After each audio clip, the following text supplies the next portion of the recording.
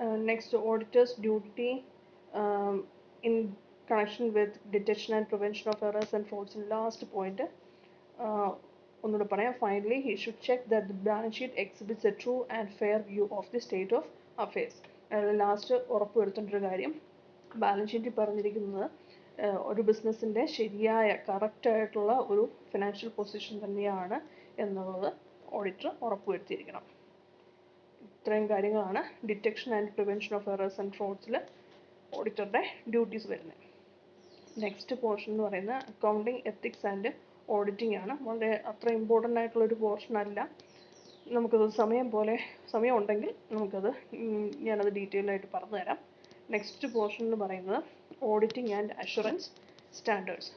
The books of accounts prepared in accordance with the generally accepted accounting principles are to be audited by chartered accountants, CAs, who are competent to conduct audit. ഒരു books of accounts generally accepted accounting principles അനുസരിച്ച് gap അനുസരിച്ച് prepare ചെയ്തിരിക്കുന്ന accounts audit ചെയ്യാനായിട്ട് competent ആയിട്ടുള്ള അല്ലെങ്കിൽ qualified ആയിട്ടുള്ള ആളുകൾ എന്ന് പറയുന്നത് ചാർട്ടേഡ് അക്കൗണ്ടൻസ് ആണ്, CAs ആണ്. In India, the Institute of Chartered Accountants of India, ICAI, issues auditing procedures and practices.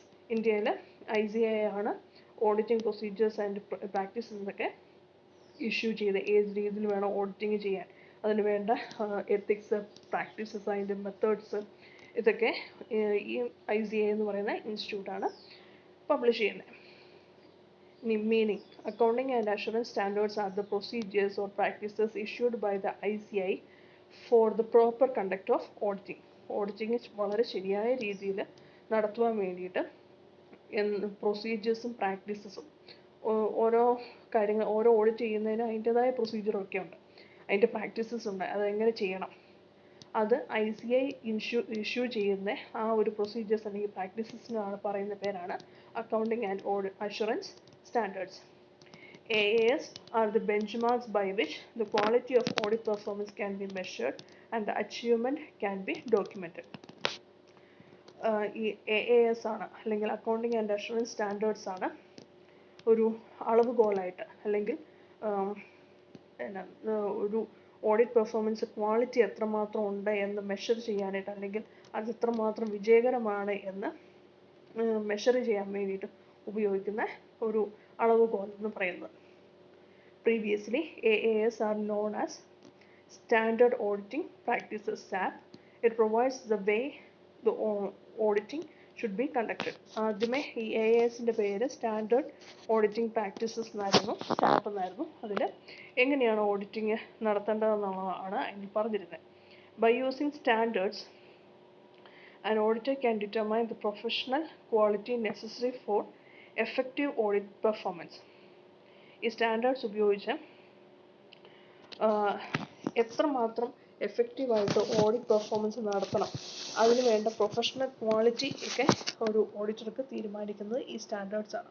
In simple words, AAS are the accounting standards which prescribes the way the auditing should be conducted. ഇത് ഏറ്റവും ചുരുക്കി പറയുവാണെങ്കിൽ AAS എന്ന് പറയുന്നതാണ് എങ്ങനെയാണ് auditing നടത്തേണ്ടത് എന്നതിനെക്കുറിച്ച് ഒരു സ്റ്റാൻഡേർഡ്സ് പ്രിസ്ക്രൈബ് ചെയ്യുന്നത്.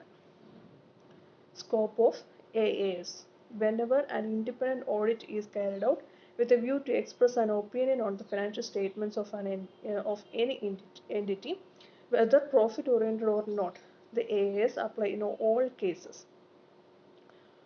ഒരു ഇൻഡിപെൻഡൻ്റ് ഓഡിറ്റ്, അതായത് ഇൻഡിപെൻഡൻ്റ് ഓഡിറ്റ് എന്ന് പറയുന്നത് ഒരു സ്ഥാപനത്തിലെ വ്യക്തികളല്ലാതെ പുറത്തുനിന്നുള്ള ഒരാൾ, ആ ഒരു സ്ഥാപനവുമായിട്ട് യാതൊരു ബന്ധവുമില്ലാത്ത ഒരാൾ, കാരണം അവിടുത്തെ സ്റ്റാഫോ അല്ലെങ്കിൽ ആ സ്റ്റാഫിൻ്റെ റിലേറ്റീവ്സോ ഒക്കെയാണ് ചെയ്യുന്നതെങ്കിൽ ഒരു ശരിയായ ഓഡിറ്റ് ആയിരിക്കുകയാണ് നടത്തുന്നത്. കാരണം ആ ഒരു ബന്ധത്തിൻ്റെ പേരിലൊക്കെ ചില കാര്യങ്ങളൊക്കെ ഈ ഓഡിറ്റർ ചിലപ്പോൾ മറച്ചു വെക്കാൻ സാധ്യതയുണ്ട്. അങ്ങനെ ആരെയും ഡിപ്പെൻഡ് ചെയ്യാത്ത ഇൻഡിപെൻഡൻ്റ് ആയിട്ടുള്ള ഓഡിറ്റ് നടത്തുന്നത്, അങ്ങനെ ബന്ധങ്ങളൊന്നും ഇല്ലാത്ത ഒരു റിലേഷൻഷിപ്പ് ഒന്നും ഇല്ലാത്ത ആളുകൾ നടത്തുന്ന ഓഡിറ്റാണ് ഇൻഡിപെൻഡൻ്റ് ഓഡിറ്റ് എന്ന് പറയുന്നത്. അതിൽ ഒരു സ്ഥാപനത്തിൻ്റെ ഫിനാൻഷ്യൽ സ്റ്റേറ്റ്മെൻറ്റ്സിനെ കുറിച്ചൊരു ഒപ്പീനിയൻ അല്ലെങ്കിൽ അഭിപ്രായം ആ അക്കൗണ്ട്സ് ഓഡിറ്റ് ചെയ്തിട്ട് അതിൻ്റെ ഒരു ഒപ്പീനിയൻ എക്സ്പ്രസ് ചെയ്യാനായിട്ട് ഒരു ഇൻഡിപെൻഡൻറ്റ് ഓഡിറ്റ് നടത്തുവാണെങ്കിൽ അത് പ്രോഫിറ്റ് ഓറിയൻറ്റഡ് ആയിക്കോട്ടെ അല്ലെങ്കിൽ അല്ല അത് പ്രോഫിറ്റ് വേണ്ടാത്തതായിക്കോട്ടെ, എവിടെ ഓഡിറ്റ് നടത്തിയാലും ഈ AAS അപ്ലൈ ചെയ്തിരിക്കും. If any AAS is not applicable in a particular kind of audit or particular situation, it is mentioned in that particular AAS. ഇനി ഏതെങ്കിലും AAS ഒരു പ്രത്യേക ഓഡിറ്റിൽ അല്ലെങ്കിൽ പ്രത്യേക സിറ്റുവേഷനിൽ അത് ആപ്ലിക്കബിൾ ആവത്തില്ല എങ്കിൽ അത് ആ AASൽ സ്പെസിഫിക് ആയിട്ട് പറഞ്ഞിട്ടുണ്ടാവും.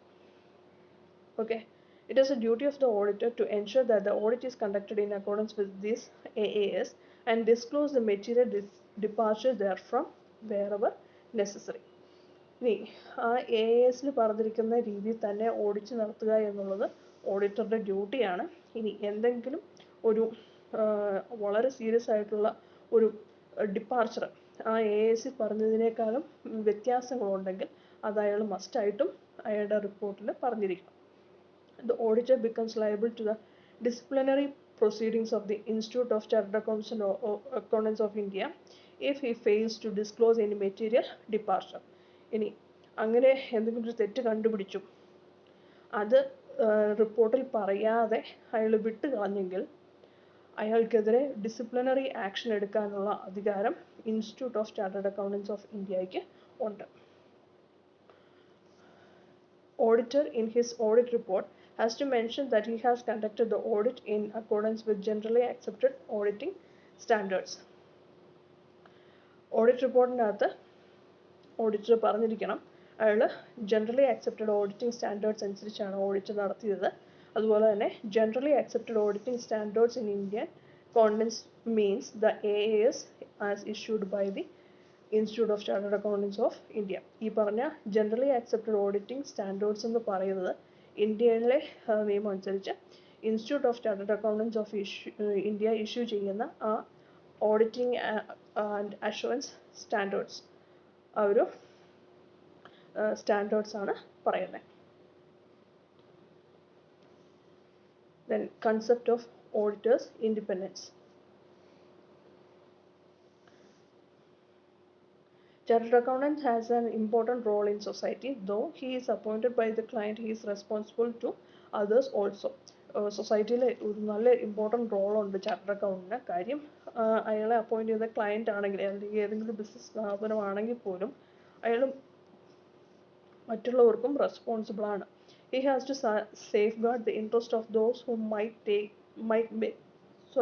make decisions based on his report and audited financial statements. അയാൾ കൊടുക്കുന്ന ആ ഓഡിറ്റഡ് ഫിനാൻഷ്യൽ സ്റ്റേറ്റ്മെൻറ്റ്സിൻ്റെ ബേസിൽ ഡിസിഷൻസ് എടുക്കേണ്ട ആളുകളുടെ താല്പര്യങ്ങൾ സംരക്ഷിക്കാനായിട്ട് അയാൾക്ക് ഉത്തരവാദിത്തമുണ്ട്. ആ ആളുകൾ ആരൊക്കെയാണെന്ന് ചോദിച്ചു കഴിഞ്ഞാൽ, ഒന്ന് investors, then creditors, management, other sections of business community, government, public at large.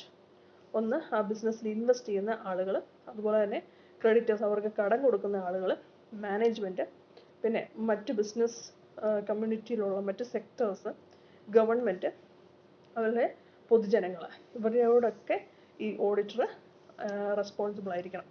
In view of his extensive responsibility, the auditor must be independent of his client. He must not be influenced by any person connected with the enterprise and audit. അതുകൊണ്ട് അങ്ങനെ വളരെ wide ആയിട്ടുള്ള responsibility ആ ഓഡിറ്റർക്ക് ഉള്ളത് കാരണം അയാൾ independent ആയിരിക്കണം.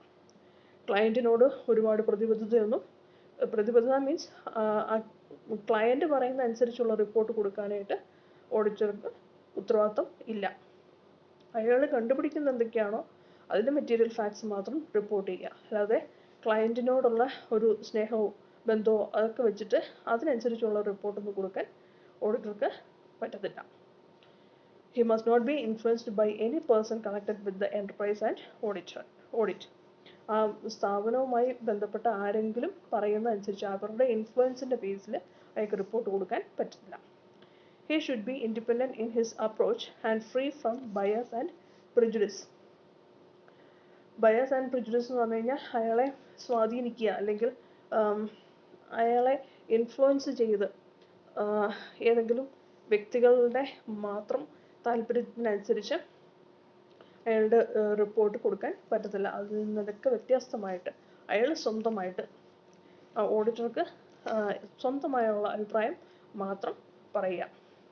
There are several provisions in the Companies Act and the rules framed by the Institute of Chartered Accountants seeking to ensure auditors' independence through between his ക്ലയൻറ്റും ഓഡിറ്റേഴ്സ് ഇൻഡിപെൻഡൻസും തമ്മിൽ ഉള്ളൊരു ബന്ധം, അത് ഇൻഡിപെൻഡൻസ് ഉറപ്പാക്കാൻ വേണ്ടിയിട്ട് കുറച്ച് പ്രീ റിക്വസിറ്റ്സ് അല്ലെങ്കിൽ ഫണ്ടമെൻ്റൽ പ്രിൻസിപ്പിൾസ് ഒക്കെ institute of chartered accountants of India പറയുന്നുണ്ട്. അതിൽ പ്രീ റിക്വസിറ്റ്സ് ആണ് ഇനി പറയുന്നത്. ആ പ്രീ റിക്വസിറ്റ്സ് എന്തൊക്കെയാണെന്ന് ചിലപ്പോൾ ചോദിക്കാൻ സാധ്യതയുണ്ട്. ഒന്ന്, integrity. An auditor should be straightforward and honest. നേരെ കാര്യങ്ങൾ പറയുക, സത്യസന്ധമായ കാര്യങ്ങൾ പറയുക, അതാണ് ഓഡിറ്ററുടെ ഫസ്റ്റ് പ്രീ റിക്വസിറ്റ്. അതിന് പറയുന്ന പേരാണ് integrity. Then objectivity. He should be fair and should not allow prejudice to override objectivity. അയാൾ സത്യസന്ധമായിട്ടും അതുപോലെ തന്നെ മറ്റുള്ളവരുടെ ഇൻഫ്ലുവൻസോടുകൂടി അയാൾ സത്യമല്ലാത്ത കാര്യങ്ങൾ പറയാനായിട്ട് പാടില്ല.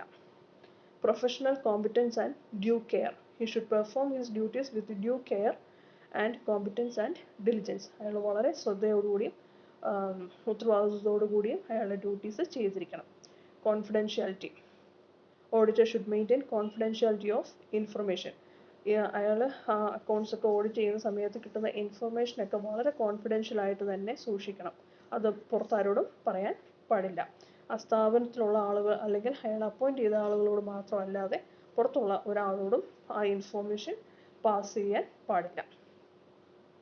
Then professional behavior. An auditor should act in a manner consistent with the good reputation of the profession and refrain from any conduct which may bring discredit to the profession. അയാളുടെ പ്രൊഫഷന് നല്ലൊരു റെപ്യൂട്ടേഷൻ, നല്ലൊരു പേര് കൊടുക്കത്തക്ക രീതിയിൽ, അത് നിലനിർത്തത്തക്ക രീതിയിൽ ഉള്ള പെരുമാറ്റമായിരിക്കണം അയാളുടെ ഭാഗത്തുനിന്ന് ഉണ്ടാവേണ്ടത്. അയാളുടെ ഭാഗത്തുനിന്ന് എന്തെങ്കിലും ഒരു തെറ്റ് വീഴ്ചയോ എന്തെങ്കിലും ഒക്കെ ഉണ്ടാവുകയാണെങ്കിൽ ആ ഒരു പ്രൊഫഷന് തന്നെ നാണക്കേട് ഉണ്ടാക്കുന്നതായിരിക്കും.